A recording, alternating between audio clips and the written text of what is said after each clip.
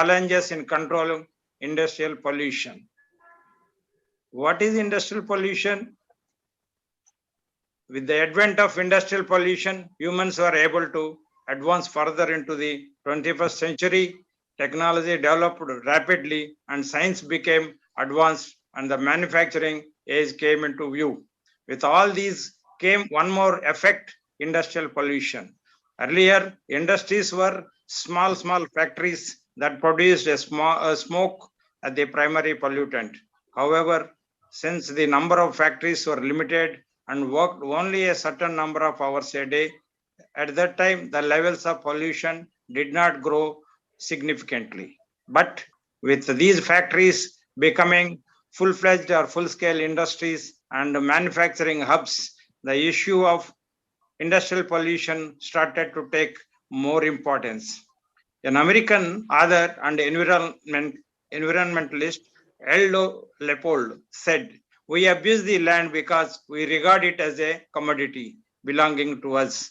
When we see land as a community to which we belong, we may begin to use it with love and respect." So most of the pollution on this planet can be traced back to industries of some or the other kind. In fact, the issue of industrial pollution has taken a grave importance of agencies trying to fight against environmental degradation. Countries facing sudden and rapid growth of such industries are finding it to be a very serious problem that has to be brought under control immediately. Industrial production has grown, especially in India, by more than 50-fold over the past century. About 77% of the industries contribute to water pollution, while 15% to air pollution, and the remaining 8% to the both air and water pollution. The industrial pollution takes on many faces. It contaminates several sources of drinking water, releases unwanted toxins into the air, and reduces the quality of soil all over the world. The air of cities, especially in the developing parts of the world, for example, the Delhi, we have been seeing in recently, and every winter, it is a problem of highly pollution. Even in the daytime, the cars have to put the lights and run on the roads. So it is a turning into a serious environmental interest. The air pollution is because of a complex interaction of dispersion and emission of toxic pollutants from the manufacturers. Air pollution caused due to the introduction of dust particles, gases, and smoke into the atmosphere, exceeding the air quality levels. Air pollutants are the precursor of the photochemical smog and acid rain that causes the asthmatic problems, leading into serious illness of lung cancer, depletes the stratospheric ozone, and contributes in global warming. In the present industrial economy era, air pollution is an unavoidable product that cannot be completely removed, but stern actions can reduce it. Pollution can be reduced through collective as well as individual contributions.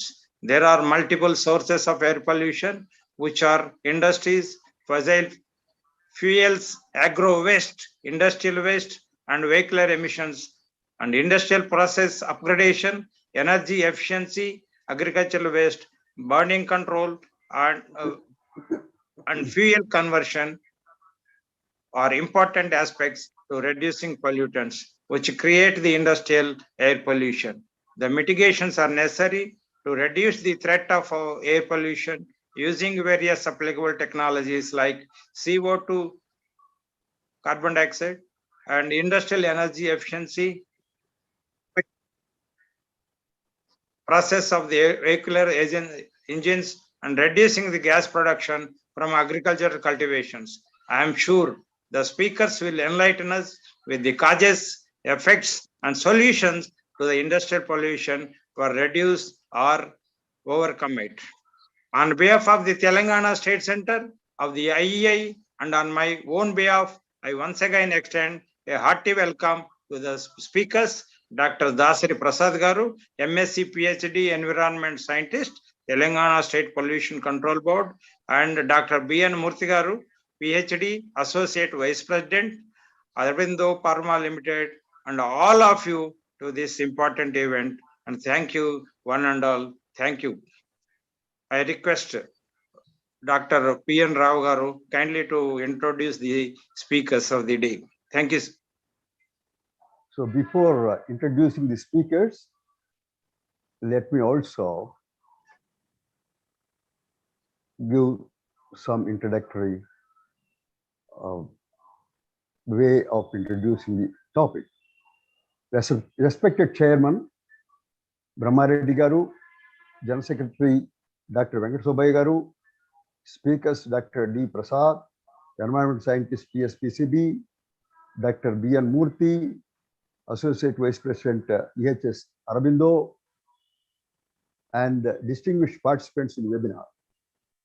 Hyderabad Clean Air Network was started in the month of March on the occasion of 20th anniversary of Air Act, which is also called Air Prevention and Control of Pollution, 1981, with the objective of creating awareness among the citizens of Hyderabad about the impact of air pollution on their health and well-being.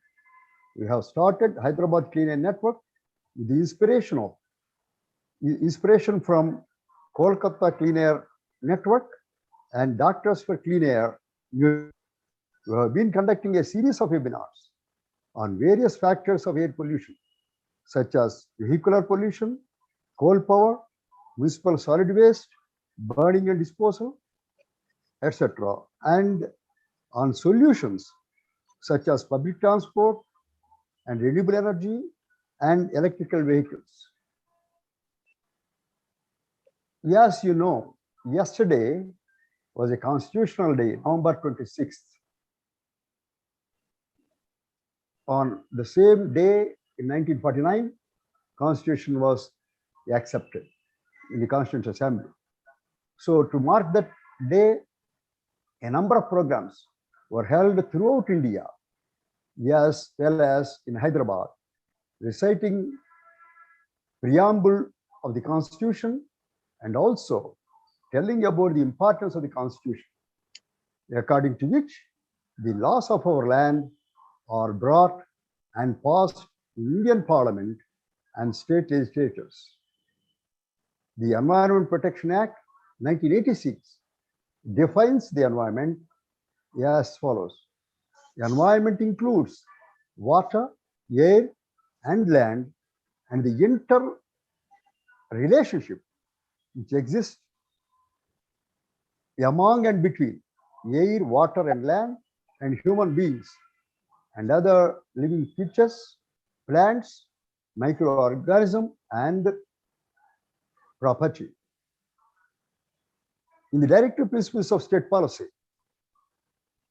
in Article 51AG says that it shall be the duty of every citizen of India to protect and improve the natural environment, including forests, lakes, rivers, and wildlife, and to have compassion for living creatures. Article 48A of the Directive Principles of State Policy says that the state shall endeavor to protect and improve the environment and to safeguard the forest and wildlife. Article 47 of Directive Principles of State Policy provides that the state shall regard the raising of the level of nutrition and the standard of living of its people and the improvement of public health as among its primary duties. So, the environment and health are interrelated, which is to be taken note of. In India, beginning with Water Act 1977, many acts related to protection of the environment were brought into force during these 44 years. But the state seldom showed the interest and sincere commitment in implementing these acts. So, judiciary at every level, at the High Court and Supreme Court level had to intervene for implementing the respective environmental laws, which is called judicial activism. The right to live in a healthy environment as part of Article 21 of the fundamental rights of the Constitution was first recognized in the case of Rural Litigation Entitlement Kendra versus State of India, State of UP, popularly known as Dehradun Quarrying Case, 1988. In MC Mehta versus Union of India, the Supreme Court treated the right to live in pollution-free environment as a part of fundamental right to life under Article 21 of the Constitution. Likewise, a citizen cannot carry on business if it is hazardous to health of the society or the general public. In Vellore Citizen Welfare Forum versus Union of India, 1996, the court observed that the precautionary principle and the polluter pays principle are essential features of sustainable development. Recently, in 2018, the Supreme Court, in a judgment given by Justice Dokur, while hearing the matter related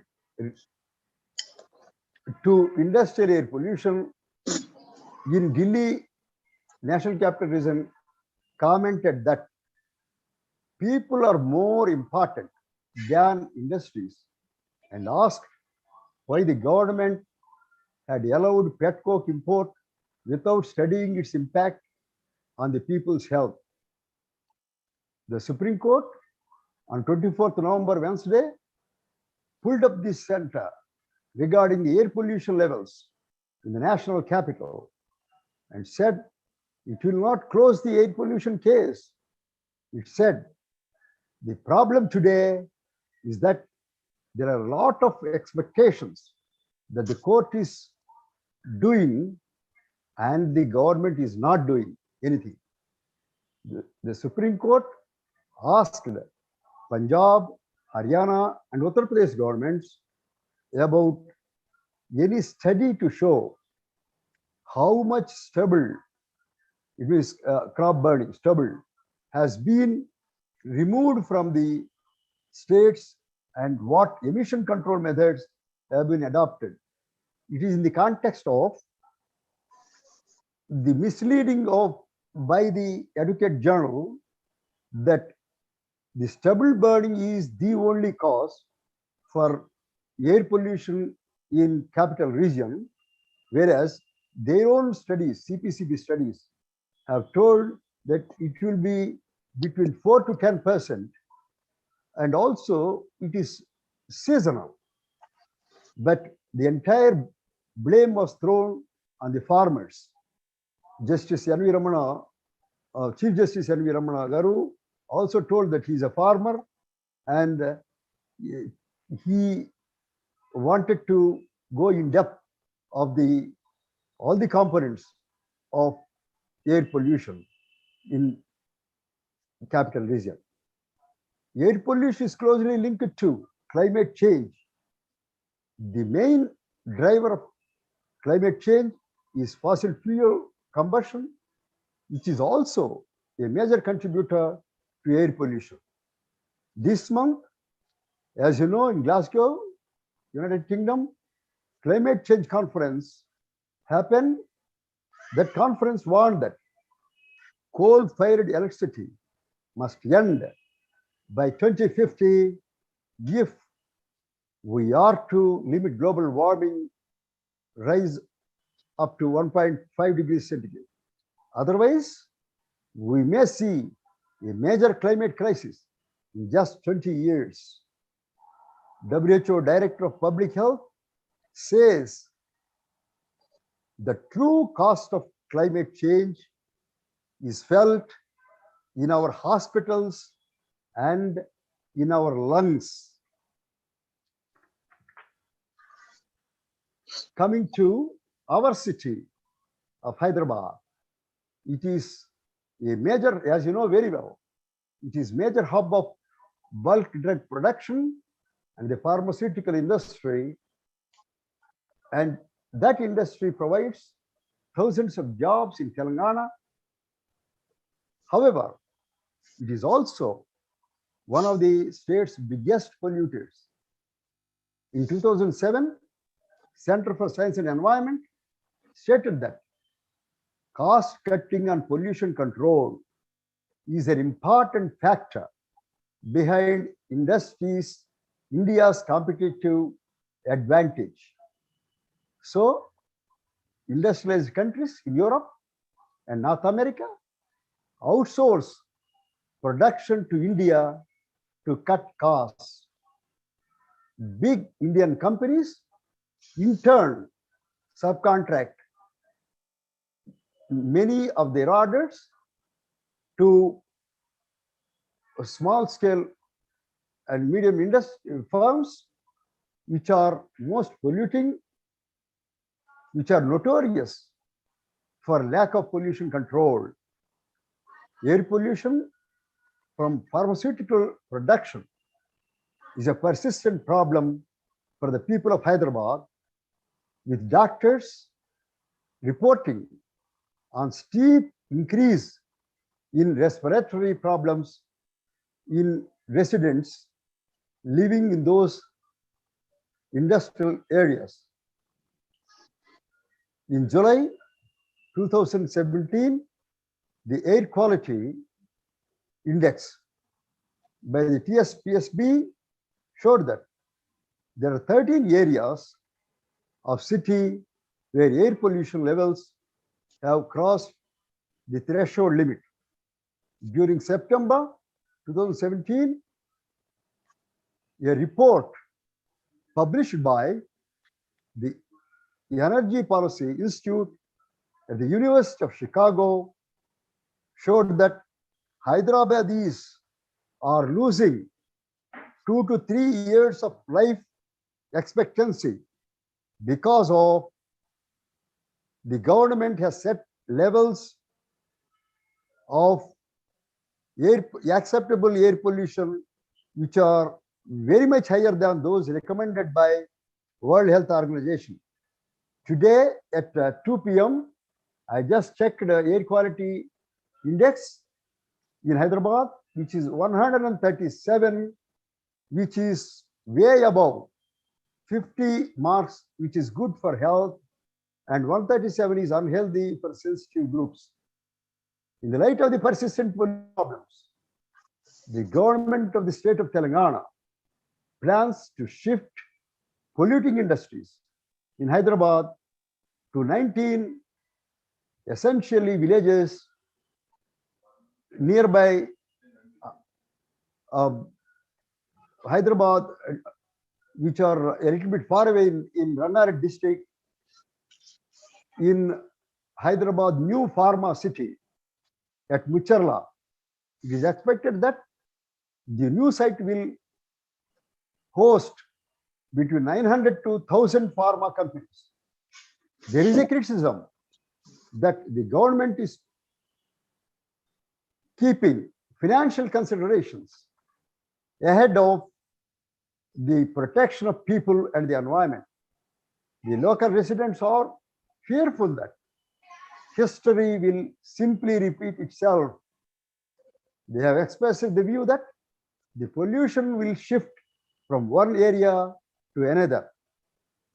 In the light of the above developments, today's speakers, who are experts on industrial pollution control and also having national and international exposure to the new technologies, and who worked at the grassroots level while working with the enforcement authorities, will throw light on the clean air action plans for Hyderabad area and explain various measures to be taken in mitigating air pollution through new technologies. Now, I call upon Dr. Prasad Garu, environmental scientist, Telangana State Pollution Control Board, to give his presentation.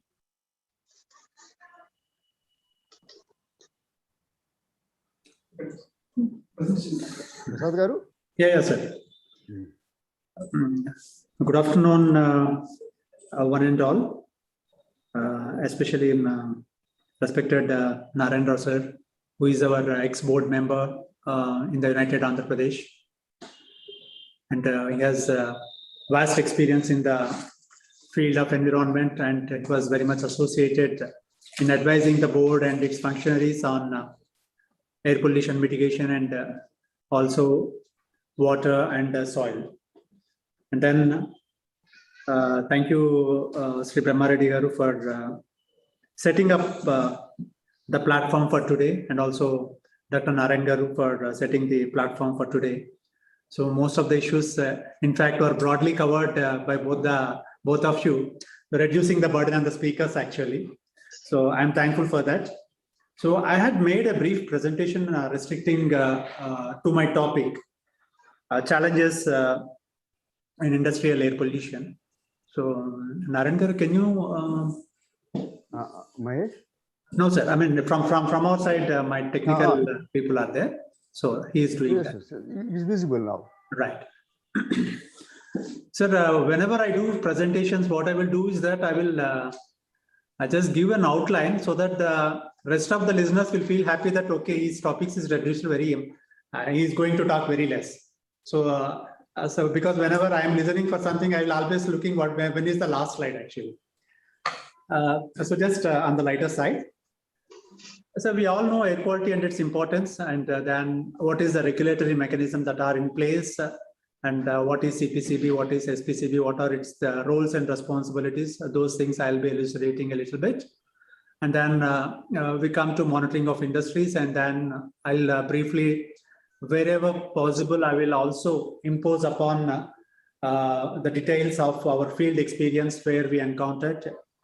And also, as I have, I was bestowed with a little bit of luck to visit about 11 countries and study their systems of environmental regulation, as well as to present papers in 11 countries in the last 10-15 years of experience. So I have put up about 23 years of experience, and with another 16 years to go. Right now, I'm heading Air Pollution Division of Telangana State Pollution Control Board, and a nodal officer for National Clean Air Program, a nodal officer for polluted river stretches in the state, and also on the water bodies. So with this little background, I thought somebody will be introducing, then I felt, okay, it's I should, because at least to feel that somebody who knows something is speaking, so I just made this brief background of myself. So then can we go into the next slide? Why quality of air matters is the first thing. If you see the history of air pollution episodes, especially Meuse Valley, London smog, and at places like Belgium, that really where industrial revolution has started, it has literally made everyone to think that though industrial revolution is required very much, at the same time, the environment protection is also key. Why industrial revolution is required for us? That is the first and foremost point which everyone knows. The growing population requires the increased demand for commodities, the increased demand for day-to-day required needs. So we cannot meet the expectation of billions of people without industrialization. So industries are to be there, and the only target should be sustainable development. So we should focus on the sustainable development, keeping in view of the history of air pollution episodes that happened earlier, so that, I mean, we need not reinvent the wheel and get ourselves exposed to unwanted pollutants. And then if you see the industrial disasters, let it be Bhopal tragedy or Chernobyl or any other industrial disaster which has a severe impact on the humanity and on the nature. And if you take the Chernobyl incident, even now also the radiation effects are felt. And recently, Dr. Narayan Rogar has also mentioned about the epidemiological studies indicate morbidity and mortality, especially Lancet publications. If you see, I mean, they are producing every year global burden of disease (GBD) report across the world. So in the GBD global burden of the disease, they specifically mention about the average lives lost and on how many people are dying because of what is the mortality rate because of the increase in the pollution. And especially their study is focusing more on the particulate matter pollution.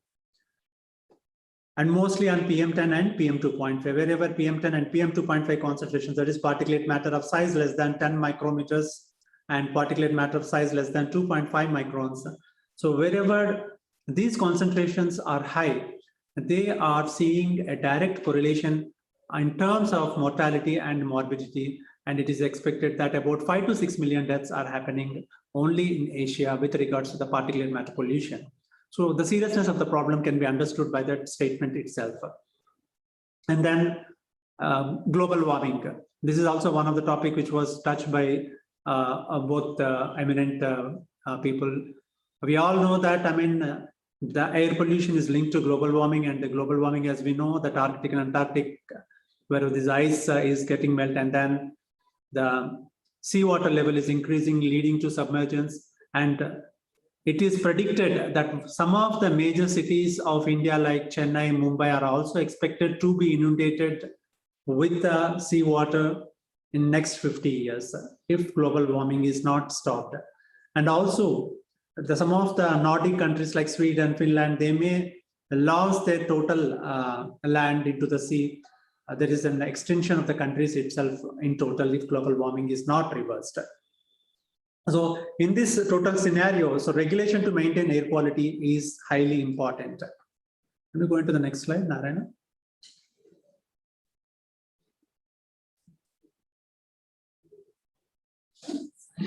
Go on, next slide. Yeah. So I don't want to really, because this is a very august gathering, and then all are learned and erudite people here, so you will be knowing all these things. I just kept as sources of primary pollutants, basically combustion process, chemical process, nuclear, atomic processes, heating, and then incineration, mining, quarrying, and all these things are very much required in day-to-day life for the production of the goods that are very much required for the use by the human or mankind. Next. So important acts dealing with air pollution is the first act is Air Prevention and Control of Pollution Act 1981, and subsequently more Umbrella Act, what we call it as Environment Protection Act 1986, and in case of Occupational Health, the Factories Act 1987 are the three important acts which deal with air pollution. So in case of regulatory mechanisms, as I said, I was fortunate enough to visit and examine certain countries where US, Sweden, Germany, China, and East Asian countries, Australia. So in all these countries, there is a difference in approach in terms of regulatory mechanism actually. If you see our country, which can be labeled as an active regulatory mechanism where regular inspections, right? It's like a forced enforcement. What here in an active manner, what I mean to say is that here you are trying to make the people conscious, the operator conscious that you have to do this, you have to do this, you have to maintain this, you have an environmental standard, you are exceeding this standard. So every time it's like a carrot and stick method, or I will call it as being a shepherd man. So I mean, we should not be in a sorry state of affairs, because ultimately we are the people who are going to live here, and any act of negligence will affect our own people irrespective of any other consequences. I mean, irrespective of your productivity or irrespective of your profits, it's ultimately your own kith and kin are going to be affected. So we try to, most of the time, instead of doing actively, I mean, corporates, they do it very, I mean, partly as a regulatory mechanism, and also they have a super power called as FDA and European drug approvals, so bulk drugs. So they try to maintain their regulations more than Indian regulations. So in a way, they comply with the standards. But when we deal with the individual entrepreneurs, then we try to increase their consciousness that You are an entrepreneur, you are providing jobs, you are important to the nation, you are paying so much of taxes. You should not be feared of a small government employee under the name of a regulatory tag. So that is the first and foremost thing which was missing here. So in the absence of which, what is happening is that you need to enforce the things rather than doing it in a way where counseling is important. So no, go back. I'm not yet completed. Right. So here there is a frequency of inspections. Again, it's like a police and thief sort of thing. There are number of industries are more and the number of officials are less. Then you cannot have a policeman for every industry. So this is a sort of like, I mean, chicken and egg sort of story that officials have not reached, our industries are not complying. How can we keep such manpower? So these are things which are not good for any society. After visiting some of the countries where self-regulation and reporting prevails, my last visit was Sweden in 2019 before COVID. So where there is a self-regulatory mechanism is there. So some of the biggest factories were also seen there.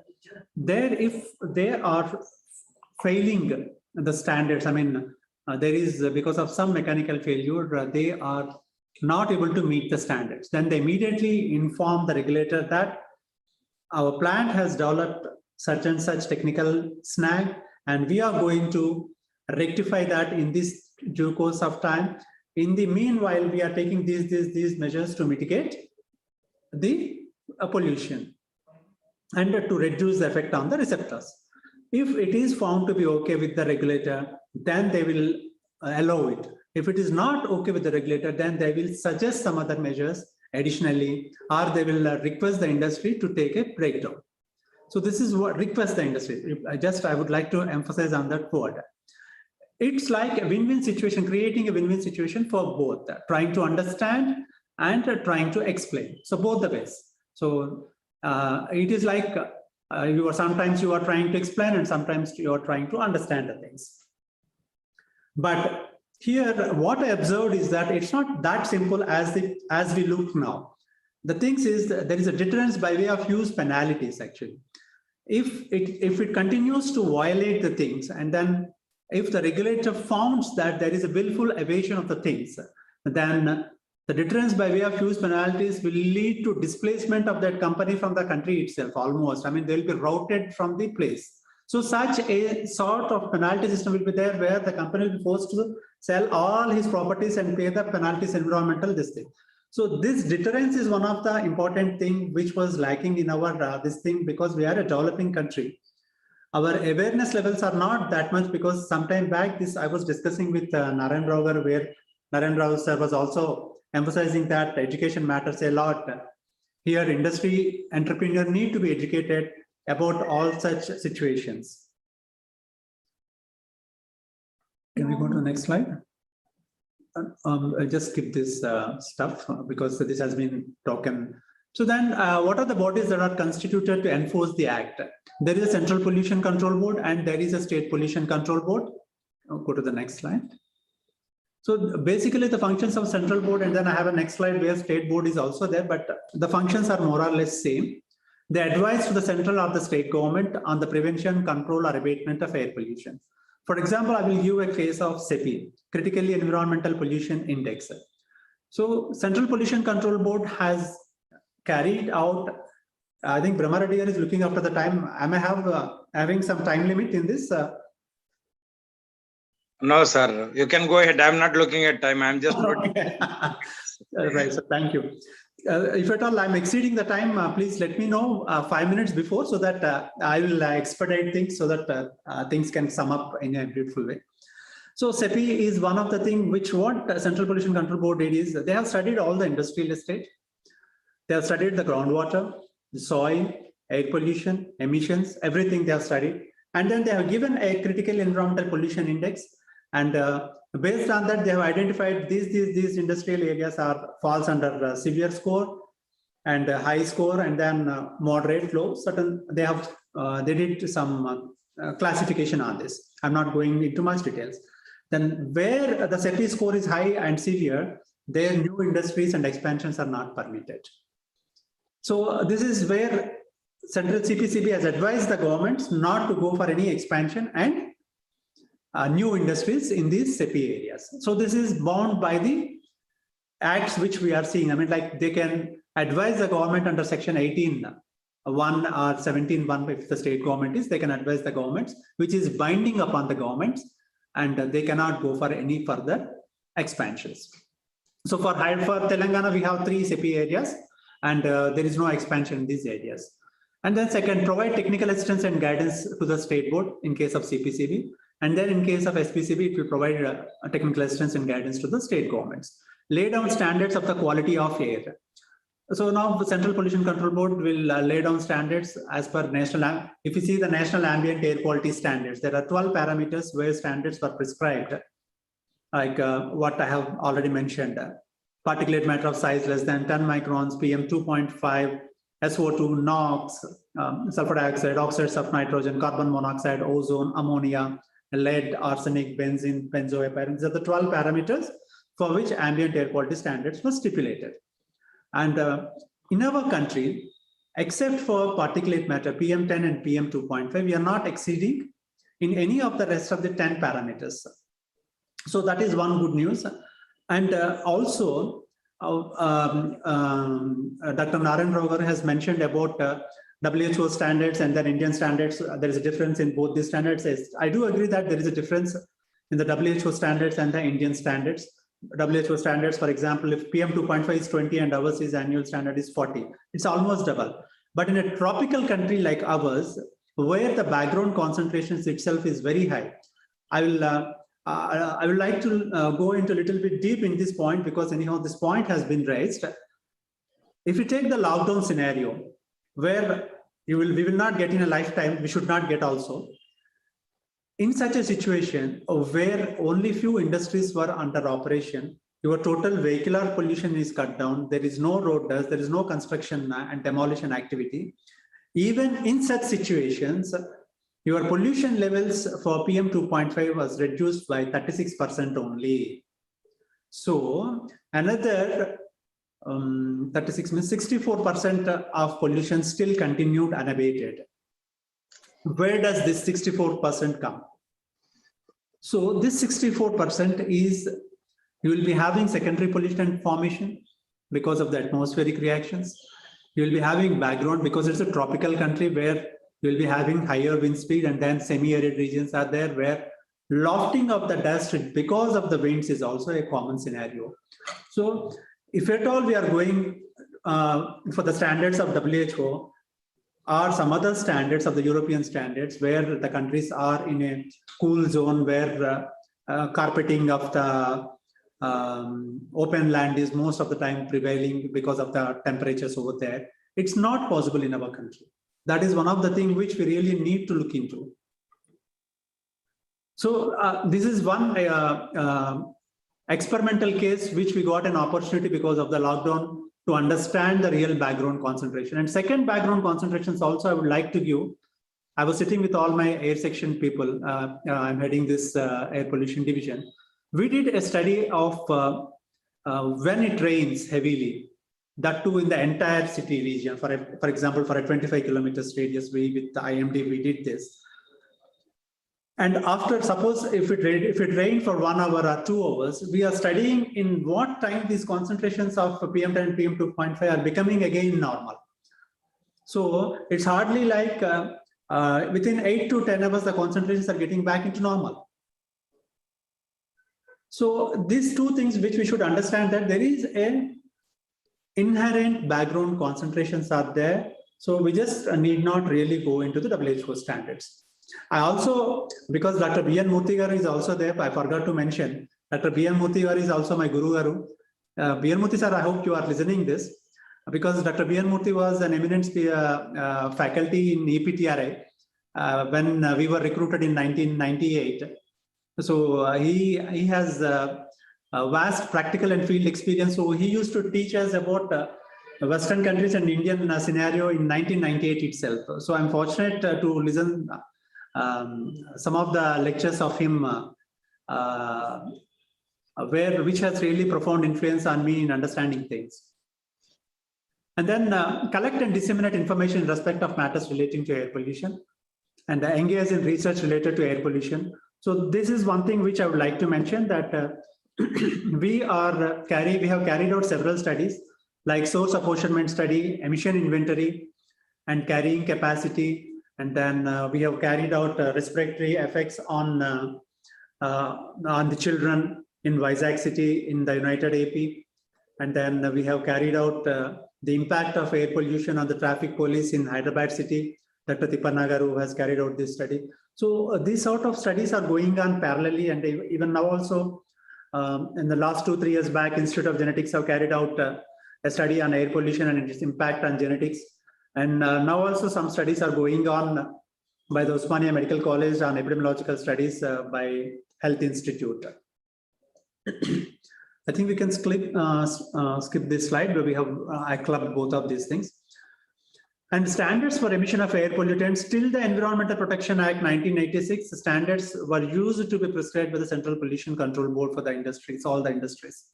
But then after 1986, the standards are being given by the central government, and the central boards and state boards may specify more stringent standards than those specified by the government. So we have the liberty that, I mean, depending upon the GLCs and the ground situation, if you want to have more stringent standards, then we can keep those standards. And these are the officers of the board have been empowered to take samples of air emission, and then they can visit at reasonable timings and at unreasonable timings also, if there is some incidences have occurred, to understand the emissions and discharge of effluents. And there are penalties for non-compliance. It includes imprisonment as well as punitive actions as well.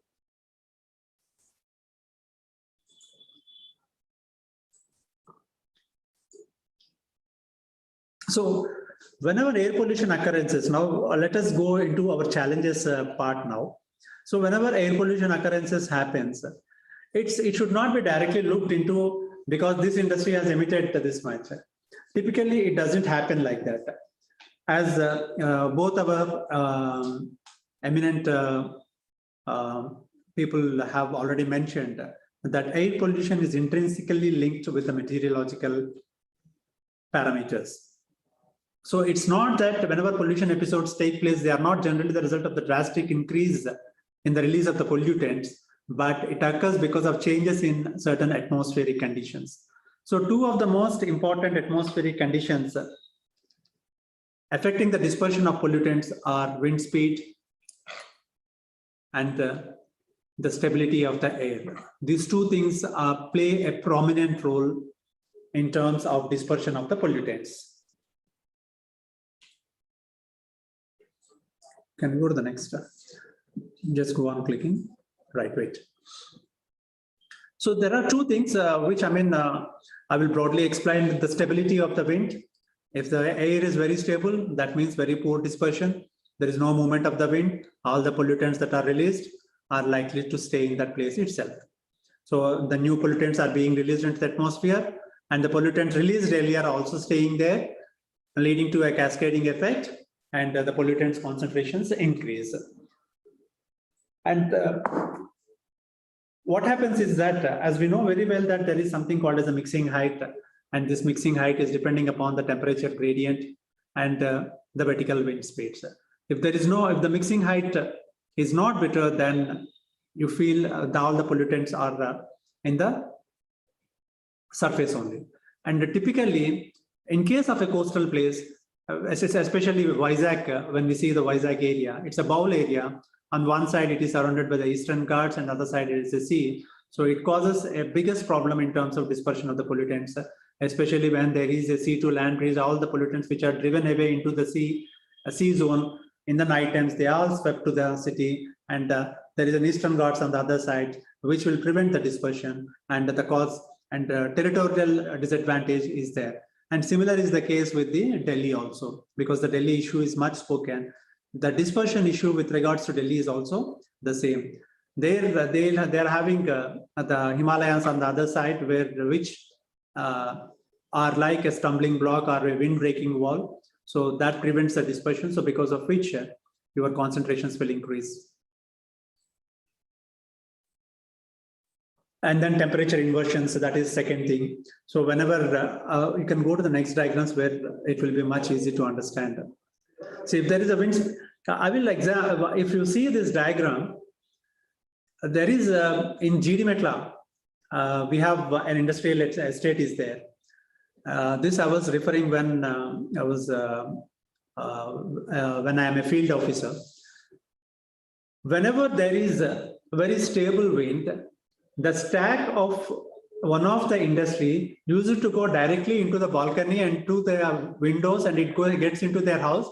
And if the other window is open, then it gets dispersed through the windows and the door into the other side actually. So I mean, it's on the direct passageway of the wind. So here the siting guidelines issues are also there because we don't have clear-cut policies in terms of creating a buffer area wherever industrial estates are there. Can we go on to the next slide? This is a temperature inversion. When there is a warm inversion layer, a cold surface lying on the bottom, it will not allow any dispersion, and there is a blanket on top, so all the pollutants released will be on the surface only, thereby accumulating into the atmosphere. Next. So it's like all these diagrams, I just try to put this warm inversion layer and then the cool layer and then subsiding air. In Hyderabad in winter, we will be facing this situation more and more where the pollutants are not dispersed, and then the water issue will also be there. Next. So basically, if you see the industrial source of pollution, emissions will be basically there are point source and area source. Point source, we see the chimneys attached to the heating systems like boiler, furnace, incineration, etc. are attached to a process plant reactors.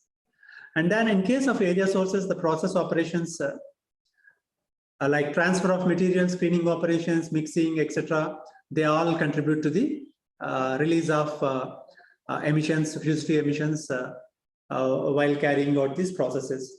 And the operation of ETP will also contribute. And then we have zero liquid discharge at many places. So the operation of multiple effective evaporators is also, and sometimes the condensers and strippers will fail and they will release the VOCs. And nowadays we have much more efficient systems where everything is a closed loop, preventing such incidents. Next. And emissions may be categorized based on pollutants into two types: particulate matter. Industries that handle raw materials like coal, iron, limestone, for example, cement industries, and then steel rerolling, integrated steel plants, and then sponge iron plants, where they handle huge quantities of raw materials, where a lot of emissions will be released while handling these materials. So, and then gases, because Hyderabad is a bulk drug capital, VOCs, acids, alkalis, and sometimes metals will also be released into the atmosphere, especially if it is a battery processing unit. There is a scope of lead getting into the atmosphere. I'll also provide a classic example of lead in the atmosphere. We used to get higher lead concentrations near Katedan and Charminar area. And then we have alarmed our field officers that there is something going wrong where lead concentrations at Charminar area and Katedan area are increasing beyond the concentrations. Then we did some field investigations day and night to understand this. And then we found 108 butties which are operated without any control equipment at night times clandestinely. And they just burn the lead batteries and all this lead is getting into the atmosphere.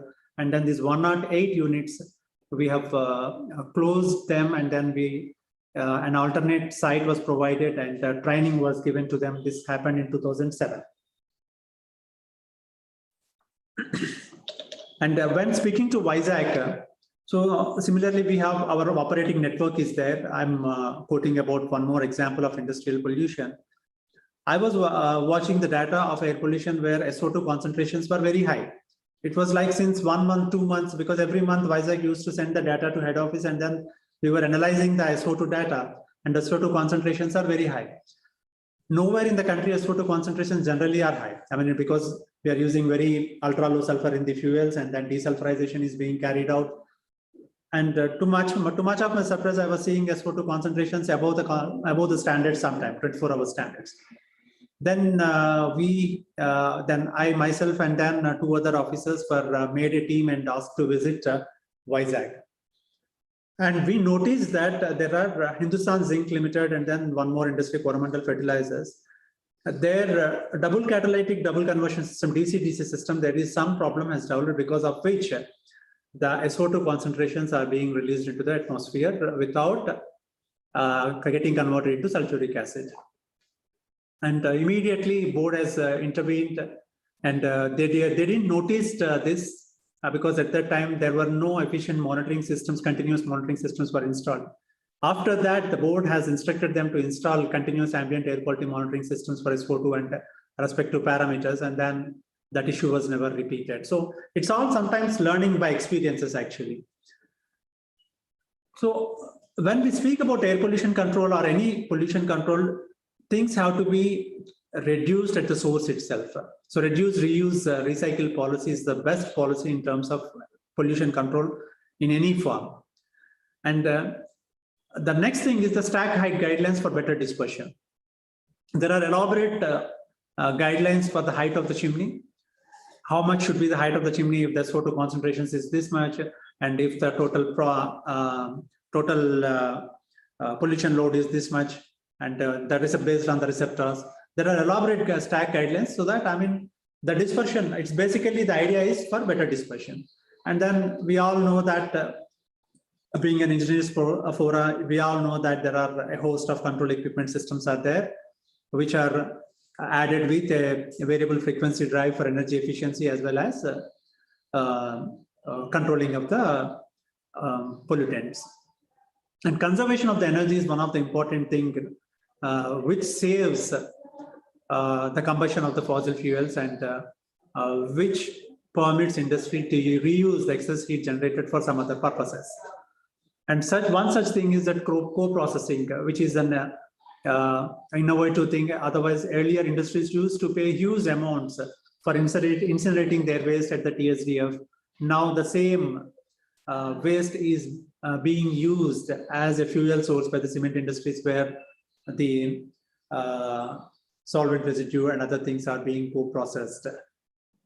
Fly ash management, earlier fly ash management was also one of the important things leading to all sorts of problems wherever thermal power plants are there. Now it was made as a byproduct for cement, road laying and bricks, thereby reducing the issue of the fly ash management. And then scrubbers for the gases and VOCs with cryogenic condensers with carbon adsorption. And for mitigating odor, scrubbers with acidic volcanic media are being used by the industries. And I would like to mention, because we are talking much about the industrial pollution, and then as one of the major cause. But then source apportionment studies, which I have mentioned earlier, almost all the cities are doing these studies. All these studies reveal, I would like to explain what is source apportionment. Source apportionment is something that we are tracing it back to the sources, how much is contributed by what.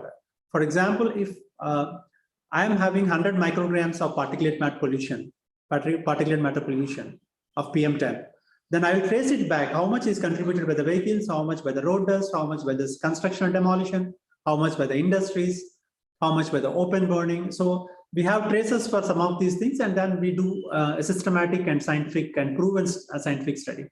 All these studies indicate that 30 to 40% of the air pollution is caused by the vehicular emissions directly in the country. And then another 30 to 40% is by the construction and the demolition waste and road dust, resuspension dust, what we call it as the resuspension dust. Resuspension dust is the dust which is found because of the plying of the vehicles on the roads, and unpaved roads which are left without any pavement structures, where vehicles fly down the road and then get onto the soil for expediting and reaching their destiny. So these contribute to another 30 to 40%. And the industries contribute typically 10 to 20% of the pollution at some places. But in Hyderabad, as per our study, the contribution of the industries is about 10 to 12%. And we are now in the latest study, which is being done by IIT Kanpur. And I expect the first phase results to come somewhere in February 2022. there where we can understand the latest source contribution by each sector. And how we are going to monitor these industries. There's a continuous emission monitoring system for all the 17 category industries. For the people who are here, we categorize industries as 17 category, which are very highly polluting category industries, and then red category industries, and then orange and green category industries. These are the category, and then white category is also introduced recently. So in all the 17 category industries, they have installed continuous emission monitoring systems, and they have also continuous ambient air quality monitoring system, which are linked directly to our website. And any exceedances that are there as per the CBCB guidelines, if they're exceeding for such and such period, they will be sent notices and explanation will be called for. And if things are not set right within certain time, then we are going to penalize the industry by terms of closure, forfeiture of their bank guarantees, and by other ways and means. And to prevent any sort of deviations, there is interlocking system of the air pollution control equipment with the process plants.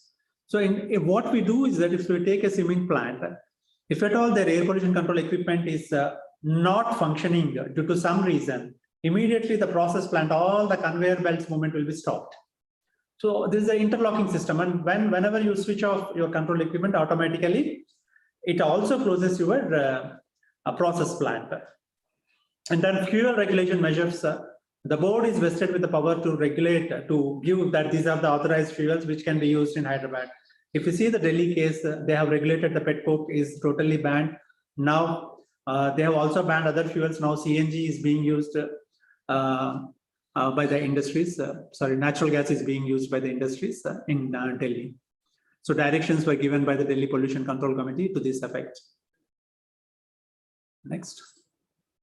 So what are the biggest challenges when we really go into the field? Citing guidelines. Sometimes what happens is that an entrepreneur will set his industry and then says, and then when they go to the financial institutions or when some complaint arises, then it will be known to the Pollution Control Board that some entrepreneur have, without knowledge, have started his industry. So there is a citing guidelines for the board, board that, such and such industry should be at a distance of 500 meters from the national highway or 1 kilometer from the habitation. There are citing guidelines for each and every category of the industry. And if it fails to meet that citing guidelines, then the industry is bound to get closed. So here again, the gigantic story comes. The residentials develop later, sometimes after the development of the industry. So, but the residences complain that because of the industry, they are getting the problem. So such issues are very common. And especially in air pollution, these issues are more common because air pollution doesn't have any boundaries and it spreads without any boundaries. Unlike water pollution, where it can be routed to certain channels or certain pipelines and other things, here we cannot do that. So airshed management issues is one of the key issue here. If you take the GD Metla, or if you take the Nacharam, or if you take the Patanchuru, which are erstwhile industrial areas which are on the periphery of the city, now have become integral part of the city. And every time this struggle goes between the neighboring residences and the Pollution Control Board with the industries. And second, the biggest challenge is identification of the polluting industry in a cluster. See, if we all know that Hyderabad is a capital for bulk drug industries. If you go to the GD Metla, if you go to the Patanchuru, more or less everybody will be using the same raw materials. You never know which industry is emitting what. And what we are measuring may not be represented there. Suppose, for example, some industry is releasing mercaptan gas, but then within a short period, it gets changed into ethyl sulfide in the atmosphere. So these change in forms are really not understood properly while monitoring most of the times. And sometimes what happens, I was asked to visit Patanchuru for some continuous noxious and very strong smell. So I was passing through the industry and then I was seeing a very white cloud formation towards one industry. And then when we got down over there and then I was feeling a very strong smell and then I felt the smell is of ammonium chloride. Then we went into one industry. So that industry has a chlorination plant. They don't have any ammonia source. So that they are just chlorinating to trichloro, dichloro, trichloro, and then they are concentrating things with chlorination.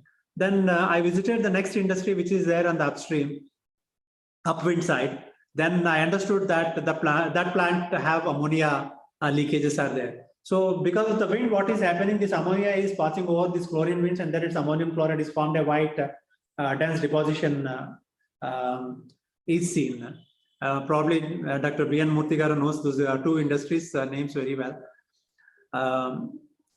And then see, these are some of the typical situations where you really need to understand the field situation and you really need to get into each and every minute thing while identifying an industry, who is the culprit and who is doing what. And cement and steel industries have already explained. There is a huge amount of dust is being released because of their operations, because of the movement of the vehicles, because of the screening operations, because of the conveyor belts, and because of their clinker processing or processing of the materials in the heating devices. So huge emissions will be released. And sometimes it is their product itself, because all the raw materials is directly getting into their product. So they'll be losing hugely if they really don't mitigate these things. And estimation of emission loads is one of the key issue in this total air pollution scenario. Whenever there is an airshed is there, like Jidimetla, Arnacharam, or some Patancheru, Pashamela, we need to have a detailed estimation of the emission loads.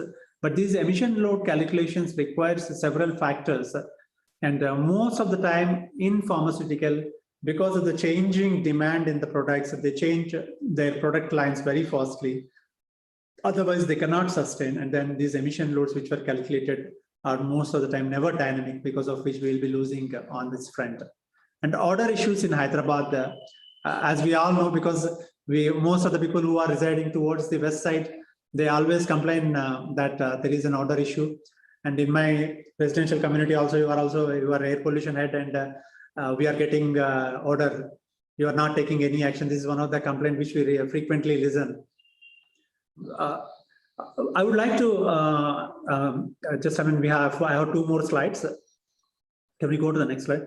So this is the scenario. I would just like to show it to you. All those pink areas which are there are the industrial estates, which are very much in the Hyderabad city. And then you can see that faint line of ORR also going on.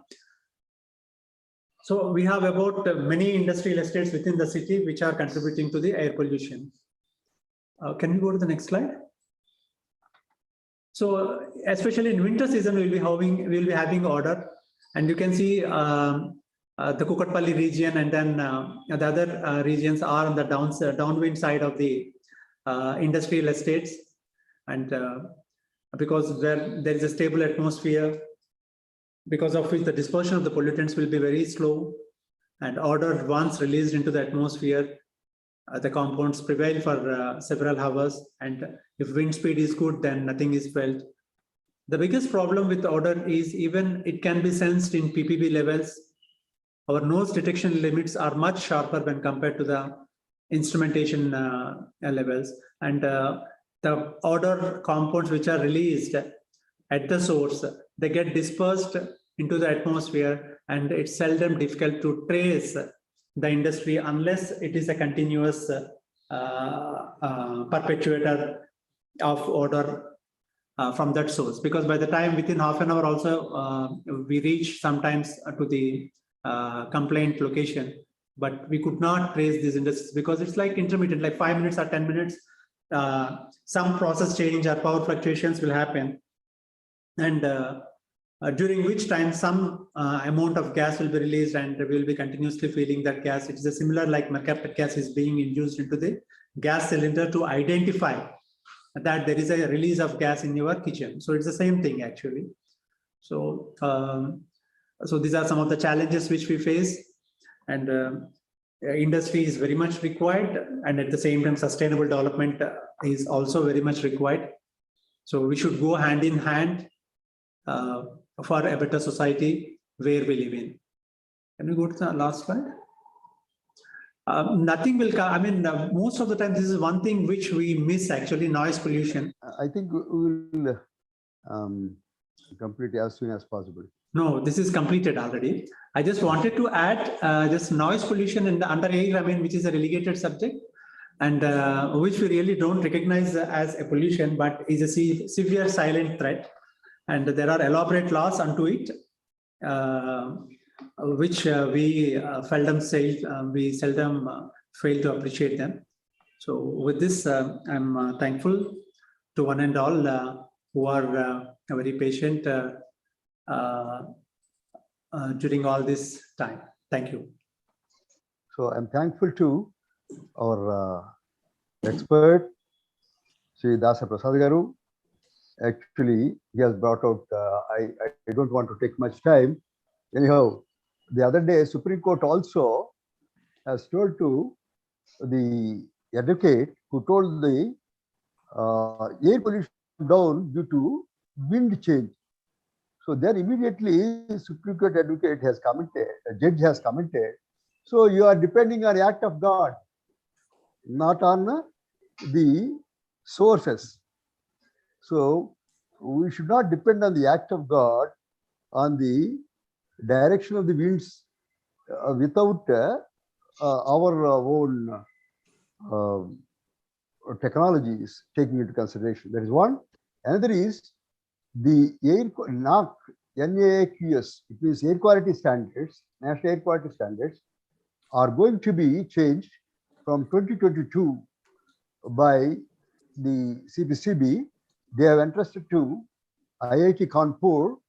So while changing the air quality standards, they are going to take 1 minute, only 1 minute. Somebody is raising hand for questioning. So, Dr. Sivaprasad, okay. 1 minute. Okay, 1 minute only. I'll take them. So the IIT Kanpur was entrusted, and they are going to take the guidelines of World Health Organization and various countries criteria also. So this is for the information only. So you can Sivaprasad Reddy garu. Thanks. Brief question. Question మాత్రమే. Yes. I'm beaming it live to the world. It is a wonderful presentation, Prasad Garu, but I have one direct question to you. After a long time, I'm seeing someone after Narayan Rao Garu who's been trying to be very candid and very clear. And I'm thankful to Brahmanda Reddy. Sir, I'm a doctor by profession into journalism. Now I ask you something. We have been fighting for this Mucharla to Medipalli, new bulk drug pharmacity. Already we are championing the cause in NIMS in Zahirabad too. Basically, being a doctor myself, do you need something which is already proven that it is going to be a pollutant? As you rightly said, we need industry, but more than industry, as you rightly said, sustainable development. For whose sake? Is it not for our lives? Don't you think that we should have a healthy life? And a drug industry, we have already seen at Chautupal to Bongir. It has been highly polluting. GD Metla, it has destroyed. And you have at least some forest cover in Ibrahimpatnam area. Medipalli to Mucharla, and wherein because of pandemic, we were suffering for lack of oxygen. When you breathe such fresh air, the forest cover is there. After knowing the hazards of bulk drug industry, why is that we are allowing a big pharmaceutical to come and in an unpolluted area in such a big way, where you say it should be sustainable development? But sustainable development, is it for the sustenance of healthy life, or you say, okay, to this level you breathe, let us all pollute?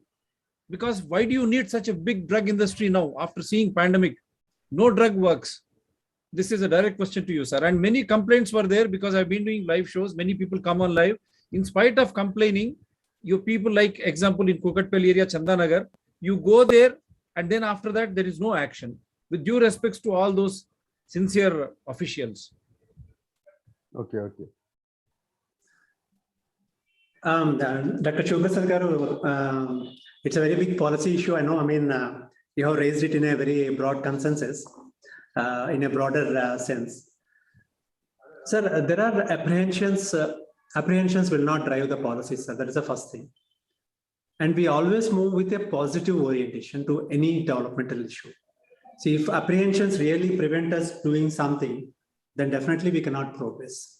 See, as you said, I mean, bulk drug or the pharmaceuticals might not address the issue of the COVID, but then it has addressed the TB in a much better way.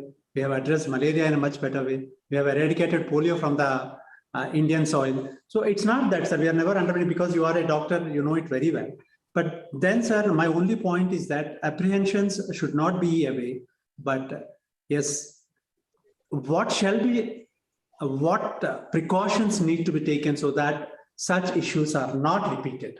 That is one of the things which we really focus into, sir, rather than preventing something to come with an apprehension that it may again pollute. That's what is my personal opinion, sir. And if you take the scenario, sir, now Mucharla is there already. There is people unrest is going on over there. They don't want that industry to come over there. Like, I mean, this NIMBY scenario is there everywhere. If you want to keep an MSW dump site at some place, then the nearby villages protest. This NIMBY scenario is there everywhere because we are not managing the things at a proper way, because of which these issues are cropping up. So instead of having apprehensions, what need to be done is one of the things which people like you should come forward and then put it forward, that as development is required. These mistakes, that's what I said in the first slide, sir. History. We have a history. We should see that these mistakes are not repeated. So what systems are to be in place? These are some things which intellectuals like you should really participate and suggest, and people's participation also should be there. Local people's participation should also be there to prevent such situations. That is what is my personal opinion, sir. But we should not be really on a way or on a path that this should not come. So I really don't agree with that point, sir. Prasad Garu. That's what my personal opinion. So Just one thing, Narayan Rao Garu. Prasad Garu. Yeah, another presentation is there. Okay, just 1 minute. 1 minute. 1 minute. 1 minute. One minute. Take Prasad Garu. Yeah, okay. No. 1 minute. I'll just try to put it, because apprehension. We have experiences and TB and dengue, they have not cured, sir. Even Prasad Garu. BCG and 6 months treatment, out of 120 are dying. Let me correct you. Unfortunately, we have allowed in between. Right. Questions only at the end. Right. So I'm correcting him, because we have not come out of dengue or TB. Let him correct him. Please. Yes. Now, I have also my opinions, but let us meet in the time. So now I call upon Narayan Garu, let the next speaker also speak. Any questions is there at the end? We'll allow for 10 minutes. That is the procedure. Please, you introduce the next speaker also. Please, B.N. Murthy Garu. Sir, Dr. B. Oh, mute అయ్యిందండి Mahesh Babu Mahesh B N మూర్తి గారిది ఇదేంది mute అయింది ఏమండి అంటే ఆయన unmute చేసుకోవచ్చా ఆయన చేసుకోవాలి మూర్తి గారు అన్మ్యూట్ చేసుకోండి ప్లీజ్ మూర్తి గారు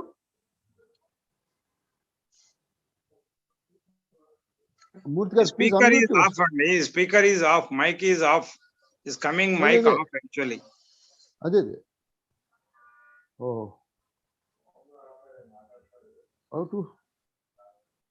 Sir, call him personally, sir.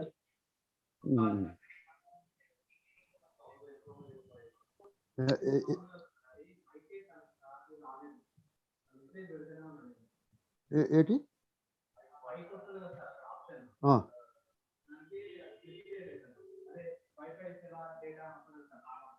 మూర్తి గారు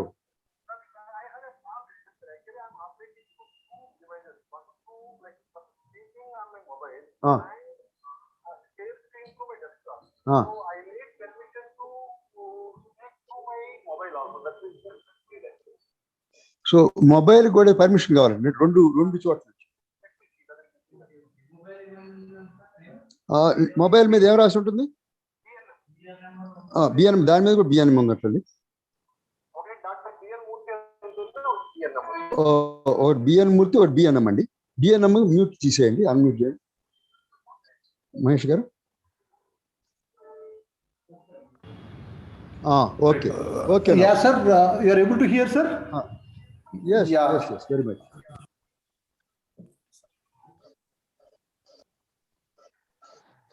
Yeah, first of all, let me thank to Brahmanidhi Garu for his nice words on introduction, and certainly, sir, Narayan Rao Garu have taken note of the concerns expressed by you regarding the air pollution concerns, particularly because of industry. And let me confine myself to the scope of this webinar. So I would like to make a brief presentation on different control measures that are being adopted across pharma sector in general. Maybe some industries may be having more advanced control measures. Let me start my presentation.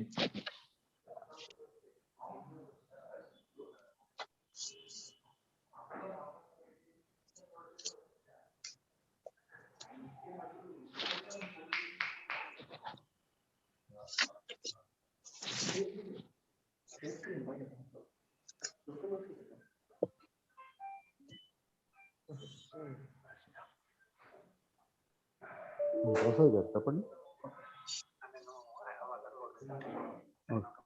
సరే అండి.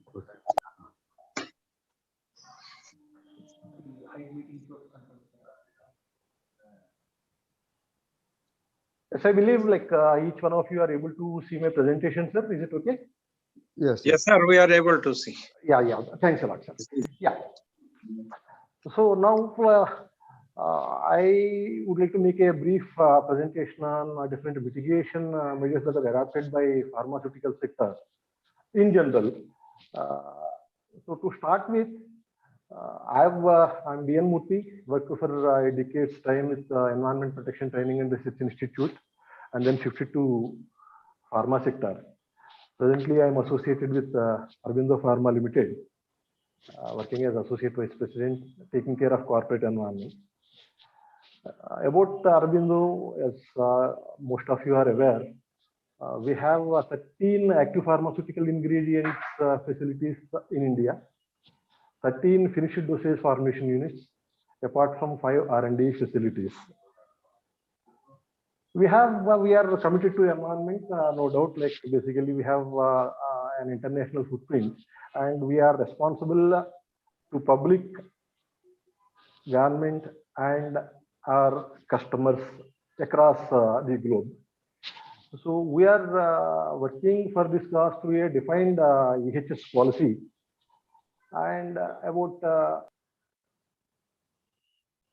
across the Indian manufacturing locations. The EHS governance is through corporate, continuously monitored by senior leadership. The sole objective of this entire exercise is engaging all stakeholders in continual improvement of EHS management across all functions, irrespective of, not only limited to some wastewater treatment or disposal of waste. Now, I tried myself to make it convenient for me to give a brief introduction on both the components of the pharmaceutical manufacturing. As you are all aware, this pharmaceutical manufacturing consists of API, active pharmaceutical manufacturing ingredients, and finished dosage forms. Let us first discuss about the API manufacturing processes. Involve a lot of chemistry, because a lot of synthesis is involved here, unlike the formulations manufacturing. So before I go further, I would like to say there are about 8 to 9 process steps, critical process steps that are involved in API manufacturing process. So these are the steps in general lead to the environmental concerns, be it air, be it water, or other hazardous and other ways. So the first step of API manufacturing is feed handling. Feed handling involves the preparation of transport of raw materials used for reactions. This again is one is transfer of materials to the manufacturing areas, which are called as manufacturing blocks, and storage of chemicals at different places. This is first area where one can anticipate some environmental issues. The second is the key part of the API manufacturing, that is the reaction process. At this stage, the reaction happens and the reactants get converted to an API or API intermediate. Of course, the API manufacturing can be a chemical synthesis process or a biotechnology process, like fermentation and all, where most of the antibiotics are manufactured. The third one is recovery. See, once the reaction is over, we take out the designed product and separate the other residuals, be it an unreacted intermediate, unreacted raw material, or the solvents that are used, or any reaction byproducts which we do not want. And the typical recovery process include, one is distillation for removal of solvent.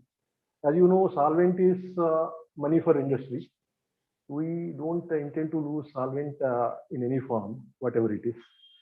And then membrane filtration. The membrane filtration is normally used to separate the solid phase from bulk of liquid. The next stage of API manufacturing is generally crystallization, where crystallization takes place, and the crystals are crystallization of required sizes and all are manufactured through different processes, say cooling, concentration, reaction precipitation, pH change, solvent change of precipitation, etc. Then the next stage is filtration. After the product of the desired nature is formulated, we filter out the medium in which it is crystallized. Normally, niche filters or bag filters are used, and in other cases, we use centrifuges. Normal centrifuges are now ANFDs are the order of the day. And then the separated API goes for drying, followed by milling and packing, for downstream use for finished formulation product. Now, with this background, if you can look at the total flow of API manufacturing process, it is a reaction of A and a raw material A with raw material B. Normally, there are only two materials that will be reacting at any given point of time. Maybe some catalyst is involved with some of the reactions. And this reaction is carried out in the reactor, where we isolate an intermediate or a finished an API. And then the third major step is isolation and purification, where filtration, crystallization, centrifuging, and drying are involved. Then the final process is mostly physical process that involves milling and packaging. With this backdrop, now if you look at the typical characteristics of API manufacturing, see, unlike other processes, this is most of the API manufacturing facilities are multi-product manufacturing facilities, and simultaneously, two or more intermediate stages are taking place. So the manufacturing processes are very complex. That one should understand. Even if we look at a big API manufacturing unit, it is difficult to basically look at what is happening at. So it requires a lot of knowledge to understand what is happening at different places. And the second characteristic of this API manufacturing is it involves a lot of risk. As you are aware, a lot of fire, there is a lot of fire risk involved, explosion risk involved, and other risks related to electrical hazards, mechanical hazards, etc. are involved. And the third most important point, which is the point of discussion for today, is the concerns of environmental pollution and waste. Since we use hundreds and hundreds of raw materials for this manufacturing process, and since we use a lot of solvents, a wide range of solvents, maybe around 40 to 50 solvents at any given point of time. So much of environmental pollution concern or generation of waste is involved. I do definitely agree with Narayan Rao Garu's concern, Dr. Narayan Rao's concern that this is one sector where there is a concern of environmental pollution. These three things apart, we should also appreciate the fact that the process require high operating environment, and that's the reason why I think the Hyderabadis take pride in claiming Hyderabad is the hub of like pharmaceutical industry, where we are able to deliver high quality products to rest of the world, including India. The other point, as I mentioned just now, it is governed by stringent product quality requirements. Normally, most of our facilities, not only Aurobindo, and in general, I am referring to the general pharma sector here. So most of our facilities are approved by so many regulatory agencies with respect to product considerations, product quality considerations. Now, the first step, as I said, is the introducing the raw material and transfer of materials. Here, I start what as an industry, what we are doing. Look at the storage and transfer. With respect to solid handling of solid raw materials and all, we are having limited problems. But with respect to liquids, we do have certain constraints.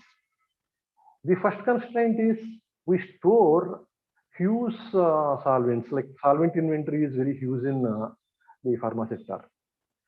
I think Aurobindo is one of the first companies that introduced the nitrogen blanketing system on all the bulk solvent storage tanks, which in fact actually this is started from safety considerations to avoid fire hazards and explosion hazards.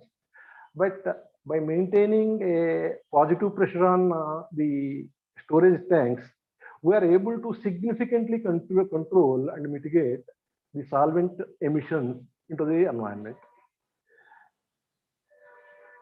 Now, if we go to the other slide, here you look at some of the solvents, they have got different physical properties like low boiling point, etc.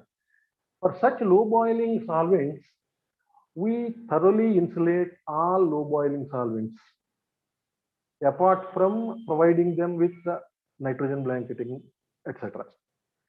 The lines that carry the solvents to the manufacturing areas are also totally insulated. That's how we are able to control the leaks of these highly volatile solvents into environment.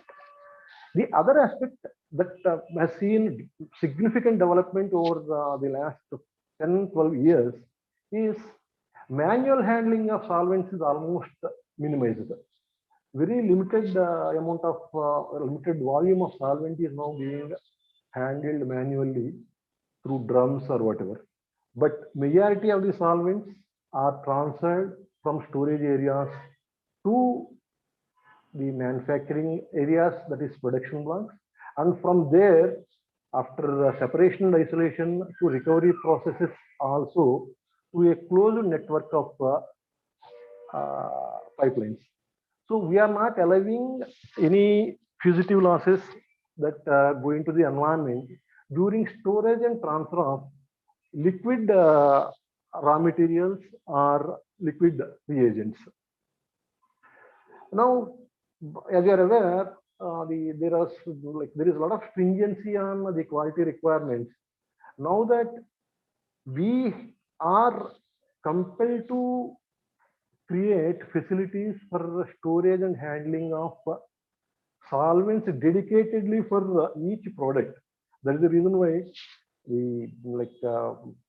this increasing quality control requirements, the storage, the consideration of storage and transfer of solvents to manufacturing areas gives you a lot of significance in pharma sector. Now coming to the second step of the manufacturing of API ingredient, like active pharmaceutical ingredients, the second step, most important step, is the reaction process. If you look at any manufacturing block where reactions are carried out, all major pharma companies have established world-class manufacturing facilities where the manufacturing areas are maintained absolutely clean. And if you look at the pictures in the slide, all the reactors are provided with primary and secondary condenser arrangements to recover almost entire solvent to an extent of 95+%. Look at the block, where in one of the blocks we have nearly some 15 to 20 reactors. All the reactors are provided with the primary and secondary condensers. Apart from this, at the end, even the vents of this primary and secondary condensers are connected to dry vacuum pumps or vent condensers to further recover the solvents that are uncondensable at the manufacturing blocks. So we are ensuring that there is no filtrage of solvents during the manufacturing activity or reaction part of this API ingredient preparation. Now, if you look at this critical part, see, the first step of any API manufacturing activity involves an interaction with acid or alkali, or it is an acid-base reaction or a catalytic reaction where we use significant quantities of acids and or bases. All the facilities are equipped with multi-stage scrubber arrangements with now the proactive approach of the state pollution control boards. In the majority of the places, the single-stage scrubbers are replaced with two-stage scrubbers, and at certain places now the board is insisting on installation of three-stage scrubbers also. Of course, for a brownfield API manufacturing facility, it is a tough proposition to accommodate in a very already congested environment of manufacturing blocks to accommodate the three-stage scrubbers and two-stage scrubbers. The only thought process is the manufacturing blocks are designed in such a way that the planned active pharmaceutical ingredients in the particular block are taken into consideration while designing the scrubber arrangements for each of the block or the reactors to which these scrubbers are connected. So at times it is becoming a real challenge for the pharma sector to comply with and to understand the additional requirement of providing the scrubbers at a reaction process. But still, considering the concerns by public in general and the directions of Pollution Control Board, we have major pharma units have converted the single-stage scrubbers into a multi-stage scrubber systems.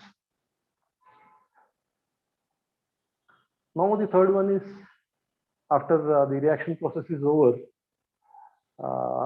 it is the solvent recovery part.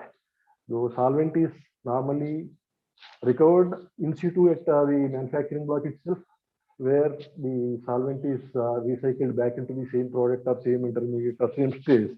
and sometimes Murthy depending garu, on requirement. Murthy garu, Yeah, with all due respect, if you can complete and within 5 minutes, it yeah, will be yeah. better. So I'm coming to an end, sir. So, Ah, appropriate arrangements are made for solvent recovery as well. Going to finished dosage formulation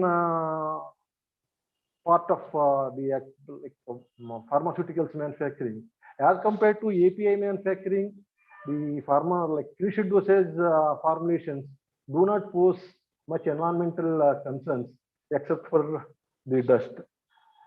So this is one typical requirement that demands the strict control measure to ensure that no dust is coming out of finished dosage manufacturing. That is a wet scrubber arrangement. And the other components of the pharmaceutical sector where air emissions are likely are boiler area, where all boilers in the cases where the boiler capacities are more, the boilers are provided with bag filters or electrostatic precipitators. And even the ash that is produced or generated is taken to silos, and even unloading of ash from the silos is taken an extreme care. And the boilers are provided with online continuous monitoring systems, as Dr. Prasad Garu was mentioning, and are connected to state pollution control boards. Now, another area where, with the advent of this zero liquid discharge facilities and all, the wastewater that is generated from, particularly from active pharmaceutical ingredient manufacturing, are divided into two streams, one into high strength and the other into low strength. The high strength stream by name itself indicates there is a possibility of some solvents and acid or alkali. And since that we are receiving this effluent from different manufacturing blocks and different areas, this is a cocktail of wastewater. So to avoid any fugitive emissions from the storage areas, the storage tanks are provided with domes and curbing system to eliminate the likelihood of air emissions into environment. Now the other area is the zero liquid discharge treatment facility itself, where we still try to take out some solvent fraction that is associated with the wastewater, and that is taken to a stripper column. That's where again the recovered solvent storage may likely to lead to an air emission. These solvent storage tanks are also completely under nitrogen atmosphere, are unloaded and disposed to cement units from time to time. After all this, surveillance and monitoring is important. All major industries have established continuous ambient air quality monitoring systems and volatile VOC meters to understand the ambient air quality within and outside the premises of the manufacturing facilities. With this, and already the time is about 6 o'clock. So with this I conclude. I'm happy to respond to any of the unique queries. Thank you, Andy.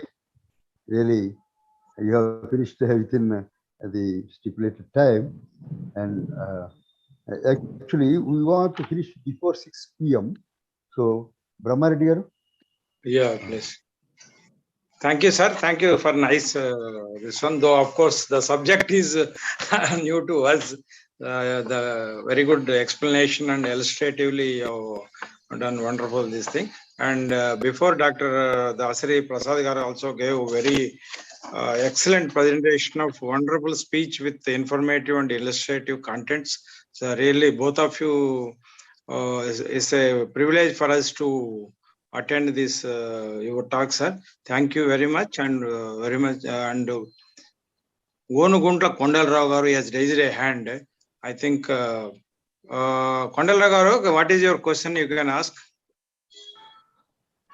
Yes, sir. Andariki namaskaram andi. Can I speak in Telugu or English only? I think Prasad garu knows Telugu and Rao sir, Murthy sir also knows. You can speak in Telugu. అందరికీ నమస్కారం అండి. చాలా ప్రసాద్ గారు బాగా లేరండి? Conduct చేశారు. కొండలరావు గారు, ప్రసాద్ గారు ప్యానలిస్ట్ కానీ లేకపోతే ఏపీపీసీబీ నుంచి వచ్చిన ఆఫీసర్ గారు, తర్వాత అరవింద్ ఫార్మా నుంచి కూడా బాగా చేశారు. నాకు క్వశ్చన్ ఏంటంటే, ఇప్పుడు ఏపీపీ అదే తెలంగాణ పొల్యూషన్ కంట్రోల్ బోర్డు ఎటువంటి ఇన్సెంటివ్స్ ఈ మ్యానుఫ్యాక్చరర్స్ కు వాళ్ళకు, అంటే ఈ డ్రగ్ మ్యానుఫ్యాక్చరర్స్, ఫార్మస్యూటికల్ మ్యానుఫ్యాక్చరర్స్ కి ఇస్తున్నారు రిగార్డింగ్ పొల్యూషన్ కంట్రోల్ కు విషయంలో, టెక్నాలజికల్ అప్గ్రేడేషన్ కు వాటికి ఎటువంటి ఇన్సెంటివ్స్ ఇస్తున్నారు? రెండోది టిఎస్పిసిబి ఎటువంటి capacity building of the industries చేస్తున్నారు, పబ్లిక్ ను ఏ రకంగా ఇన్వాల్వ్ చేస్తున్నారు ఈ విషయంలో అనేది తెలుసుకోబోతున్నానండి. Thank you. కొండలరావు గారు, యాక్చువల్గా ప్రసాద్ గారికి ఇంకొక అసైన్మెంట్ ఇమీడియట్ గా రావడం తోటి వెళ్ళిపోయారు. అయితే వారి ఈమెయిల్ అడ్రస్ మీకు పంపిస్తాము. డైరెక్ట్ గా better you can send your comment question to him, then he will reply you. అట్లా అయ్యాలి. అలాగే. Okay, thank you. Okay. Now the term of our honorary secretary Dr. Venkata Subbaiah garu has come. So Venkata Subbaiah garu, so kindly proceed with your proposed vote of thanks, please. Okay, sir. Thank you, sir. So, respected today's invited speakers, Dr. Dasari Prasad, Environment Scientist, Telangana State Pollution Control Board, Dr. B.N. Murthy, Associate Vice President, EHS, Corporate Environment, Aravindo Pharma Limited, Engineer B. Brahma Reddy, FIE, Chairman, IEI TSC, Dr. P. Narayan Rao, MIE, Secretary, Lead Foundation, and Convener of the event, past presidents, past vice presidents, council members of IEI, past chairman, past honorary secretaries, committee members, corporate members of IEI TSC, budding engineers, ladies and gentlemen. Good evening to all. On behalf of the Telangana State Center of IEI and on my own behalf, I convey our sincere and profound thanks to Dr. Dasari Prasad, Environment Scientist, Telangana State Pollution Control Board, for delivering a lecture on challenges in controlling industrial air pollution. I am very grateful to Dr. B.N. Murthy, Associate Vice President, EHS, Corporate Environment, Aravindo Pharma Limited, who delivered a lecture on mitigation of air pollution in pharmaceutical industry.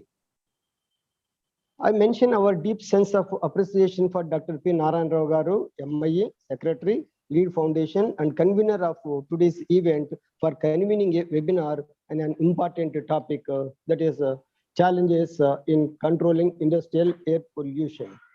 I would like to acknowledge our gratitude to the dignitaries, past chairman of IEI TSC, past honorary secretaries of IEI TSC, council members, council member elect, committee members, corporate members, and others who made it convenient to attend this event. I also extend my thanks to the representatives of media for unstinted support to cover the proceedings of the event. Thanks one and all. Now I request all of you please rise for national anthem.